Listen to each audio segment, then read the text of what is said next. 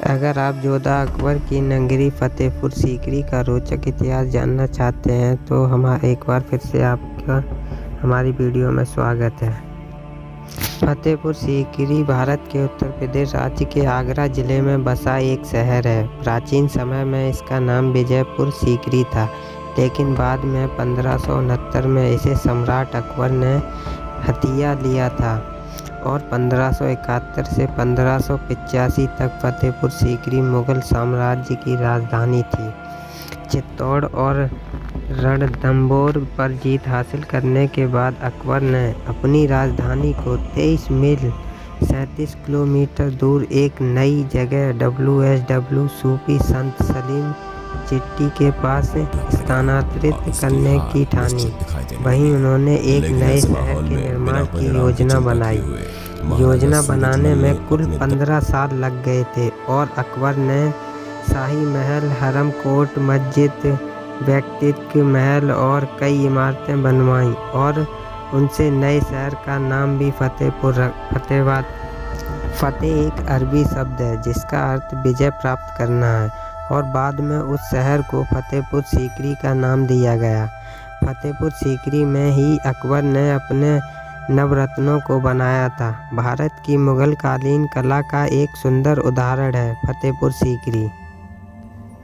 प्राचीन इतिहासकारों के अनुसार अकबर को फतेहपुर सीकरी बनाते समय काफ़ी रुचि थी और उन्होंने शहर की कई जगहों को अपनी पसंदीदा कलाकृतियों से भी सजाया है। फतेहपुर सीकरी की बहुत सी इमारतों का निर्माण लाल पत्थरों से किया गया था।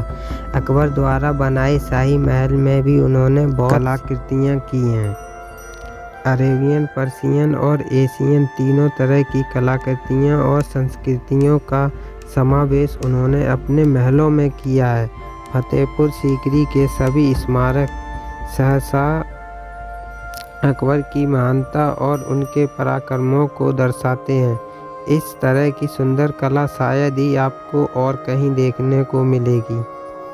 1585 में इस शाही कॉम्प्लेक्स को छोड़ दिया गया था। कहा जाता है कि इसके पूर्ण होने के तुरंत बाद राजपूतों के उत्तर दक्षिण भाग के बढ़ने की वजह से और आपसी मतभेद होने के कारण इसे छोड़ दिया गया था। इसी वजह से बाद में अकबर की राजधानी को लाहौर में स्थानांतरित किया गया था। 1598 में अकबर वापस आगरा लौट आए थे और डेक्कन पर अपना ध्यान केंद्रित करने लगे थे।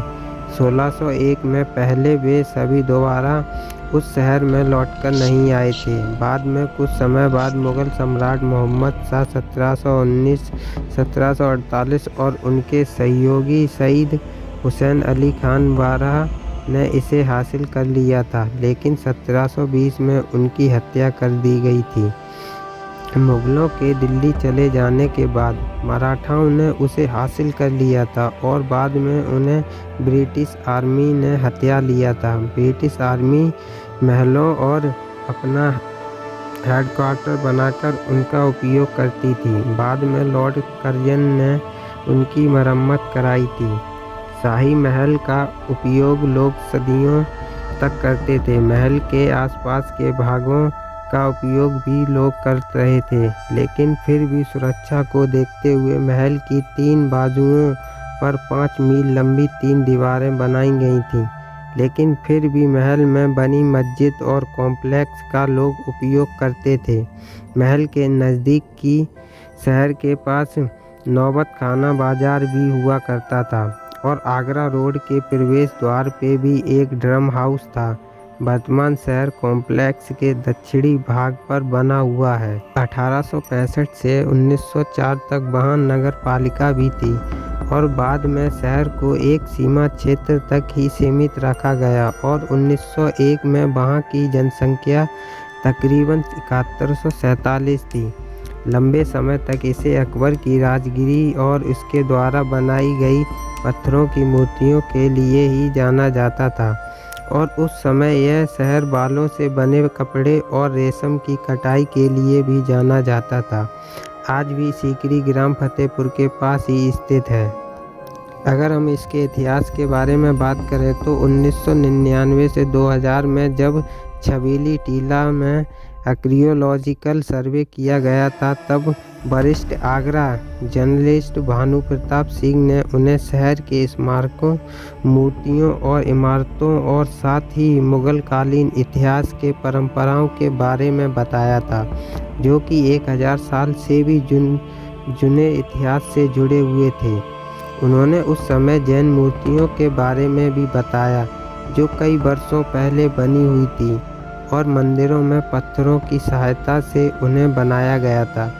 फतेहपुर सीकरी में अकबर के समय के अनेक भवनों, प्रशासनों तथा राज्यसभा के भव्य अवशेष आज भी वर्तमान हैं। यहाँ की सर्वोच्चम इमारत बुलंद दरवाज़ा है, जिसकी ऊंचाई भूमि से 280 फुट है।